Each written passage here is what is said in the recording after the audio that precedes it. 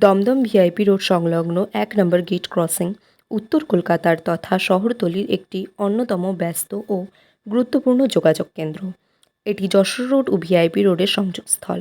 এর মাধ্যমে একদিকে দমদম বাগুইআটি কেষ্টপুর, অন্যদিকে গড়িয়া বেলেঘাটা ইত্যাদি অঞ্চলের গাড়িগুলি যাতায়াত করে।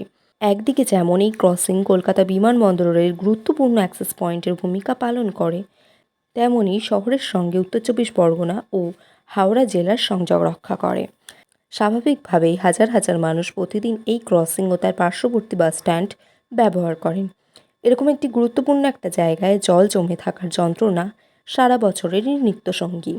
সামান্য বৃষ্টিতেই বাস এবং অটো স্ট্যান্ডে জল জমে যায় এবং উপযুক্ত নিকাশি ব্যবস্থা না থাকায় তা দীর্ঘক্ষণ আটকে থাকে। তার মধ্যে দিয়ে চলে মানুষ এবং যানবাহনের যাতায়াত। জল জমে আছে, কি অসুবিধা হচ্ছে? বাসের যেতে অসুবিধা হচ্ছে, উঠতে রাস্তাঘাটে মানুষ নামতে পারছে না। মানুষ নামতে পারছে না, রাস্তা পার করতে পারছে না।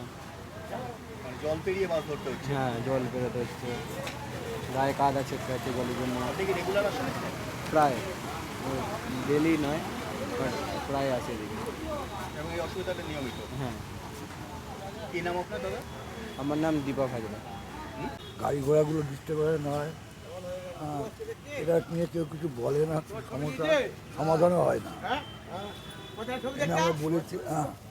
এখানে কি সবসময় জল জমে না এবার হয়েছে? বৃষ্টি হলে জল জমে সব সময়। এই রাস্তাটা আগে লেভেলিং ছিল, এবার এইটাকে উঁচু করেছে, রাস্তা নেমে নিচু হয়েছে, এই জন্য জলটা জমছে।